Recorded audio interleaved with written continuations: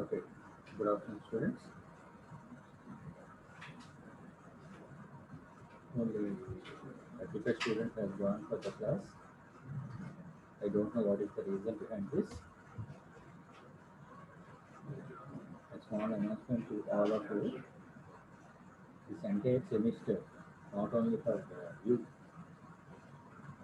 for third year and second year students also, this entire semester is going to be handled in online instruction. Okay. Make sure about that and try to concentrate on the online classes itself. Okay. Now, apart from all those things, in the previous class we have completed unit 1, that is signal processing. Some of the topics which are related to the sampling theorem, reconstruction of signals, zero order pole circuits, such that. So the second unit is regarding to the jet transformation. That is nothing but jet transforms. This jet transforms is also very much very familiar to you. Why? Because all these concepts which comes under jet transformations is already well known to you. Why? Because these are already studied by you in signals and systems itself. Signals and systems itself. So the same concepts and the same phenomena is going to be carried out in digital control systems itself. Same kind of phenomena is going to be carried out. So for that reason, I am going to start the class even only 35 students are there. Okay. And coming to the unit 2, the unit 2 title is Jet Transformations. Jet Transformations. So before entering into the definition part of the jet transform, let me discuss the introduction part of jet transform. Here mainly the transformation techniques, whatever the transformation techniques are just used for analysis purposes. That means the transformation techniques are mainly used for the analysis purposes of signals and also systems that are nothing but linear time invariant systems.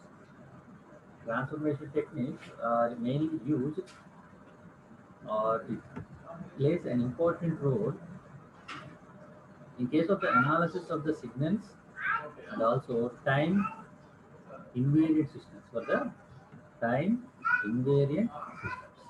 Basically, basically, in order to apply the transformation techniques for these two signals and systems, that means nothing but signals and what type of system, that is nothing but linear time invariant systems. So, in order to apply the transformation techniques for these two different types, there are having only the two transformation techniques. One is the Laplace transform, and the second one is jet transform. Laplace transforms, and the second one is jet transform. Okay, these are the two techniques basically used for analysis purposes of signals, that is continuous time invariant systems. Continuous time invariant. So that means basically these Laplace transforms are popularly used, and that means these are used mainly for the analysis purposes of continuous time signals. That means Laplace transforms are mainly used for analysis purpose of continuous time signals, whereas the jet transforms are popularly used for analysis of the linear time invariant systems. Linear time invariant system. These are two broad differences between the Laplace transform and jet transform. Basically, the Laplace transforms are basically used for the analysis purpose of continuous time signals, and similarly, the jet transforms are mainly used for analysis purpose of linear time invariant systems. Linear time invariant systems. These are the two different systems which are used for the analysis purpose of signals and linear time invariant systems. Linear time invariant systems. Okay. Okay, this is about the transformations and what are the two different transformation techniques which are used for analysis of the continuous time signals and linear time invariant systems. Linear time invariant. Now, coming to the definition of a jet transform. Definition of jet transform. So, let us suppose if f of k, if f of k is a discrete time signal or sequence, f of k is a discrete time signal or sequence, then the jet transform of that f of k is nothing but f of z. That means jet transform of f of k is going to be represented as f of z. That is jet transform of f of k.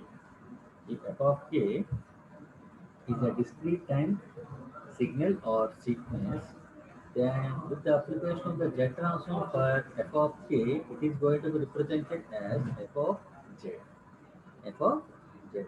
Therefore, the jet transform for a discrete time signal or sequence is defined as the jet transform for discrete time signal or sequence is defined as f of z is equal to summation or sigma from k is equal to minus infinity to infinity f of k into z power minus the jet transform for a discrete time signal or sequence is defined as f of z is equal to summation, that is sigma from k is equal to minus infinity to infinity f of k into z power minus. So, so this type of equation is called as two-sided equation. That means this particular sequence is considered as a two-sided sequence. That means both negative parts as well as the positive parts are going to be present.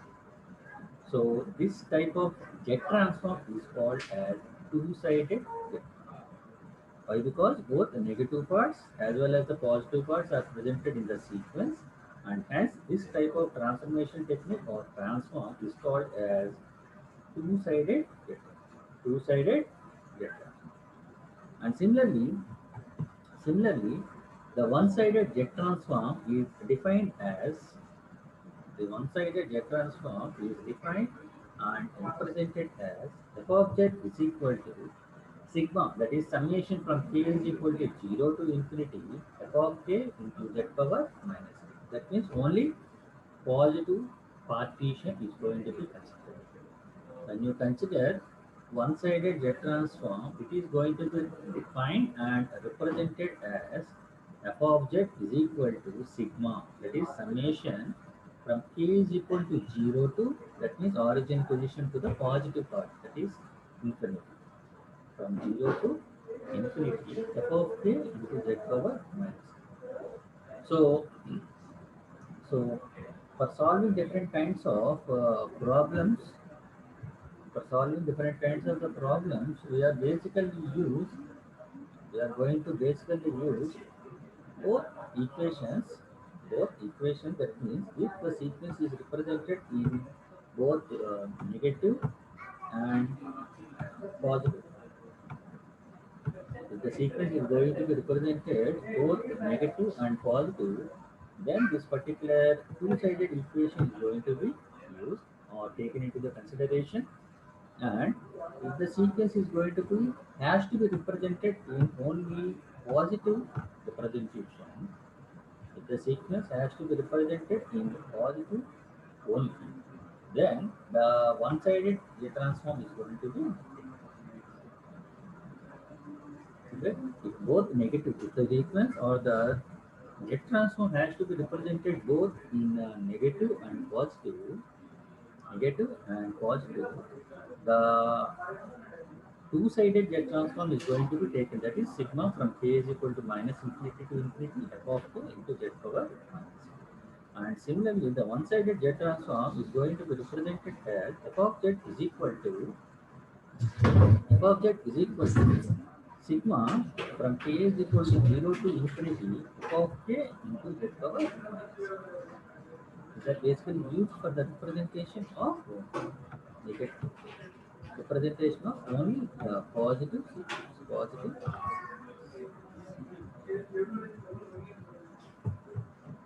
Okay. Now, now Let me explain the different properties which are going to be carried out in jet transfer. Okay. So these are the different properties which are used or implemented in one-sided jet transform. Basically, most of the jet transform problems are going to be carried out in one-sided itself. Some of the problems, that means minor problems, are going to be carried out with two-sided jet transform. Remaining portion is going to be completed with the application of the one-sided jet transform. Okay. Now let me discuss the properties of the one-sided jet transform. One-sided jet transform. Okay. So so as I have previously discussed that f of z representation f of z means it is nothing but the z transform of f of z is nothing but the z transformation of f of k. So if f1 of k is going to be considered, that means two different sequences. If two different sequences are going to be considered, that means f1 of k and f2 of k. The z transform of f1 of k is going to be represented as f1 of z, and similarly, the z transform of f2 of k is going to be represented as f2 of f2 of z. That means f1 of z is z transform of f1 of k, and f2 of z is nothing but the z transformation of f2 of z. So based upon these two particular different sequences, that means two different discrete time sequences, we are going to frame certain properties. Certain properties. So the first property is regarding to the linearity property. Linearity property. Linearity property. So if that means it is going to be explained that if the jet transform of A1 into F1 of K plus A2 into F2 of K is nothing but A1 into F1 of Z plus A2 into F2 of Z. The jet transformation of A1 into F1 of K plus A2 into F2 of K is equal to A1 into F1 of Z plus A2 into F2 of Z. It is about the linearity property. All these properties are very familiar to you. Why? Because these are discussed in signals and systems of your regular second year, second semester, or third year, first semester. Okay.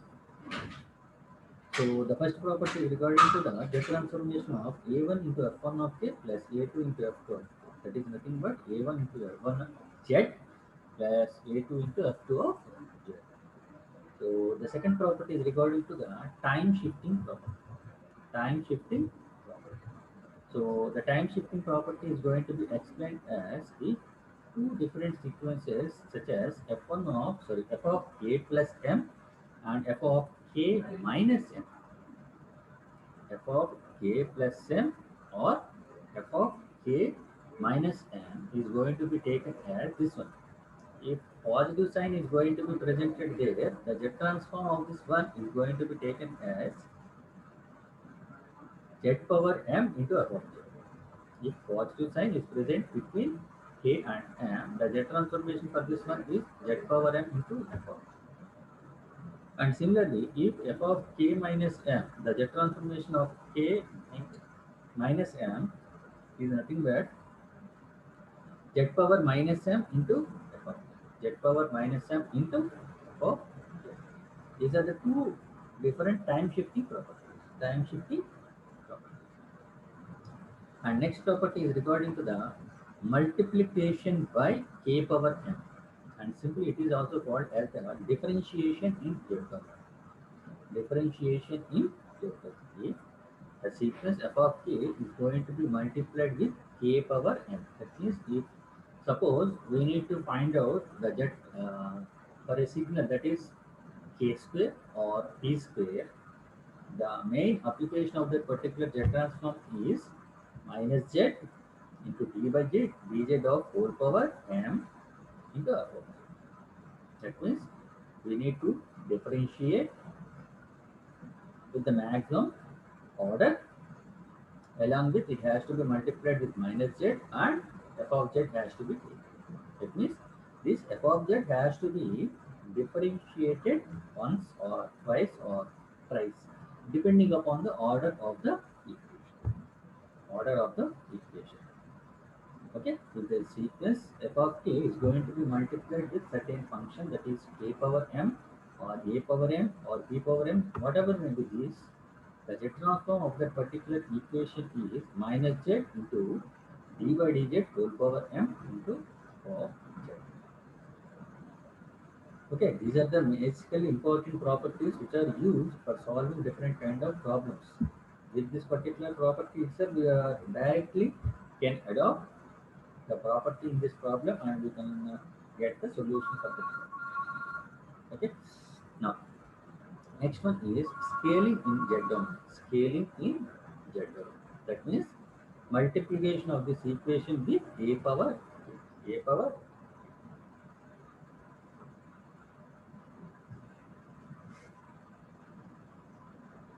It is also called as a multiplication property by a power. That means a power k is going to be multiplied with the discrete time invariant signal, that is f of a power k into f of k. That is, the Laplace transform of this particular equation is nothing but f of a inverse into z. F of a inverse into z. That is nothing but f of z by a. It is called as the scaling property in z domain. Scaling property in z domain. The scaling is going to be represented as multiplication by a power, multiplication by a power. Okay. Next property is regarding to the time reversal property. Time reversal property. So time reversal property means if f of k is a positive sequence, if f of k is a positive sequence, that means if f of uh, k is having a z transformation as f of z, what is the z transformation of f of minus k? Okay, that particular property is regarding to the time reversal property. F of minus k is equal to, that means the z transformation of f of minus k is nothing but f of z inverse. F of z inverse, that means f of 1 by z. 1 by z. And next property is regarding to the conjugation property. Conjugation property. That is nothing but conjugate. Conjugate is going to be represented as power of star. Power of star. Therefore, the Z transformation of f star of k is equal to, the Z transformation of f star of k is nothing but f star of z star. F star of z star. It is nothing but the conjugation property. Conjugation property. Now, let us go in for the discussion part of convolution theorem. Convolution. So, therefore, the convolution theorem is going to be explained as sigma, that means the Z transformation of a function, that is nothing but sigma m is equal to 0 to k, m is equal to 0 to k, h of k minus m into r of m. Sigma m is equal to 0 to k, h of k minus m into r of m is nothing but h of z into r of z. H of z into r of z. H of z into r of z. This is about the convolution,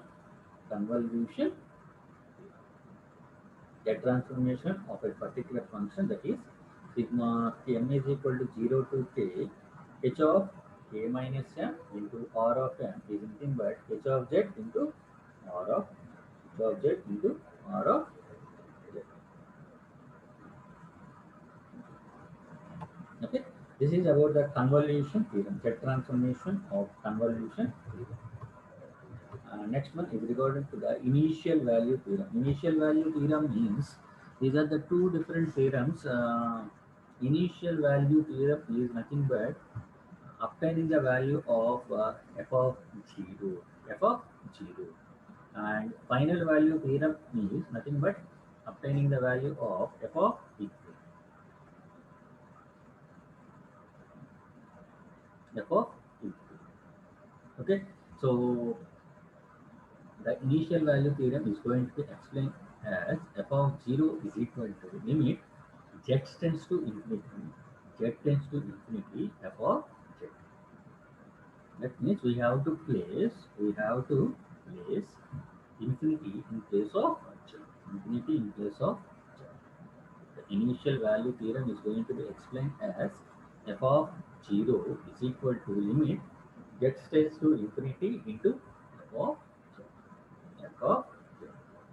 And final value theorem is going to be obtained as f of infinity. F of infinity. F of infinity means it is nothing but limit z tends to 1, it has to be multiplied with z minus 1 function. That means the f of z function has to be multiplied with z minus 1. That is the limit z tends to 1, z minus 1 into f of z. Limit z tends to 1, z minus 1 into f of z. It is nothing but the final value here.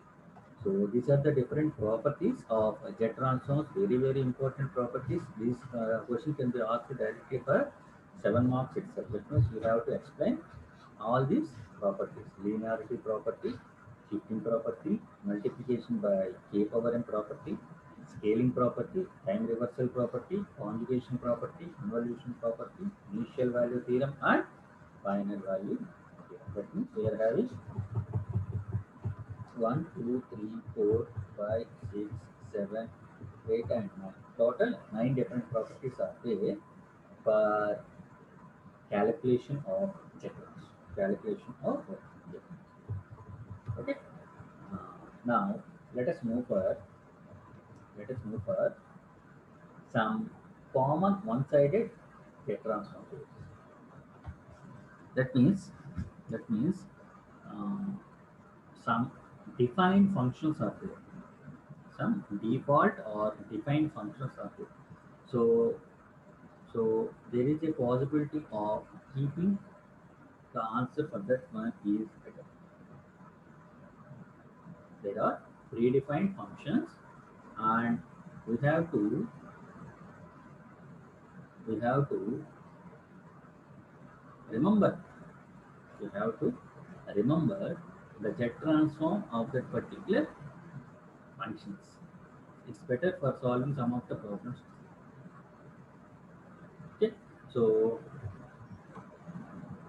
those are that means if f of k is nothing but delta of k. If the function or predefined function is delta of k, the predefined function is nothing but delta of k, the Z transform of this particular impulse function is 1.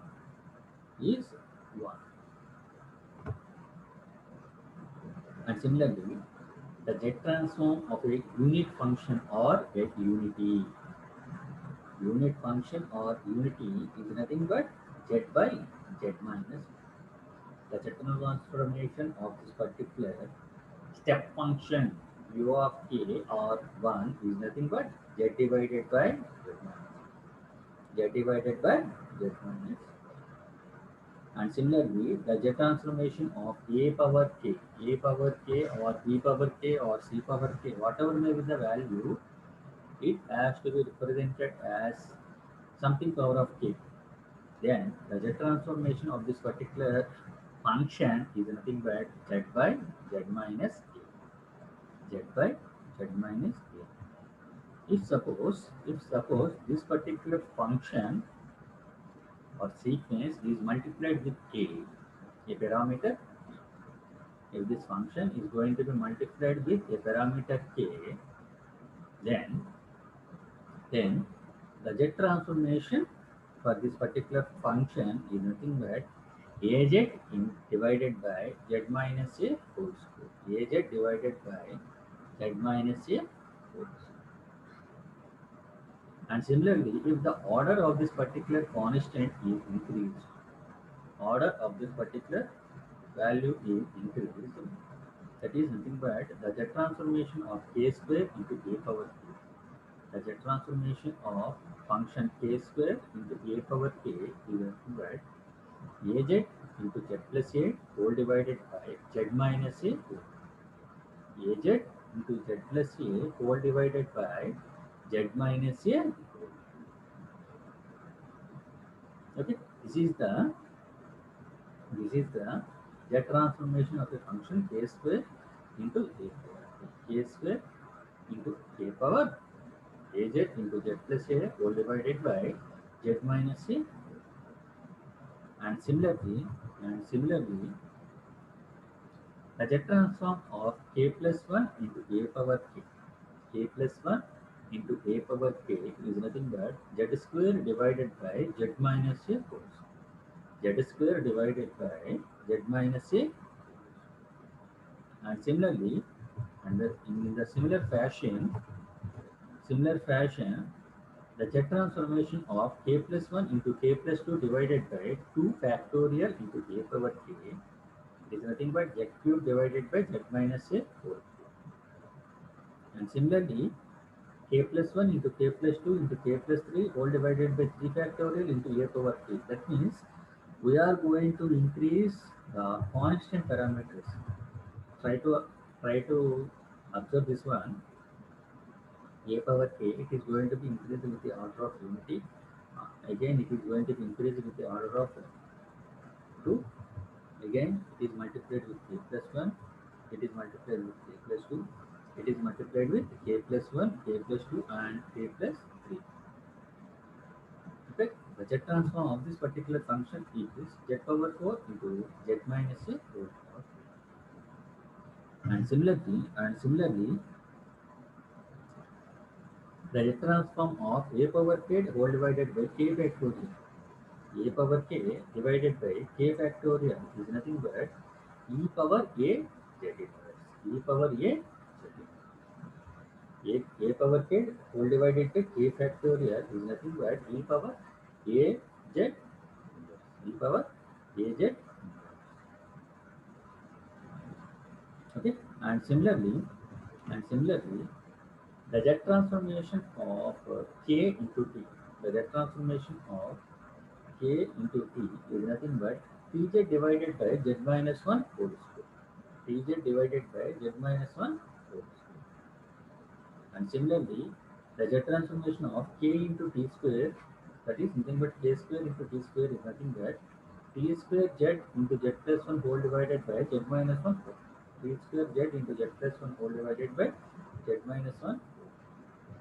And similarly, the z transformation of e power ak or e power a is equal to a power k. Similar in the fashion of a power k, that is z by z minus e power minus a. And similarly, k into e power ak, k into e power ak is nothing but z into e power minus akt whole divided by z minus e power minus at whole. And two more predefined functions we are having, that is sin omega kt and cos omega. The sin omega kt z transform is z into sin omega t whole divided by z square minus 2z cos omega t plus 1. And similarly, the z transformation of cos omega kt is z into z minus cos omega t whole divided by z square minus 2z cos omega t plus. Okay, these are the these are the several pre-assumed functions or predefined functions which has to be remembered by yourself. Remember by yourself. Why? Because in order to some of the problems, in order to solve some of the problems, these predefined functions, that means the Z transformation of this all these predefined functions has to be remembered by you, so that it is very easy. It will be very easy for calculation of different responses. For calculation of different. Okay. So these are the some of the predefined functions, and these are the several properties of one-sided Z. Several properties of one-sided. Okay. So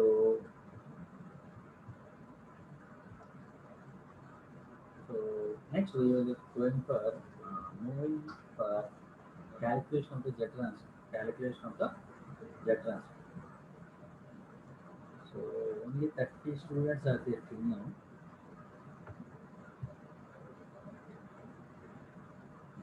Okay, in the next class, I will enter into the problems part of this one. So, try to utilize the online classes. Why? Because the entire semester is going to be carried out in online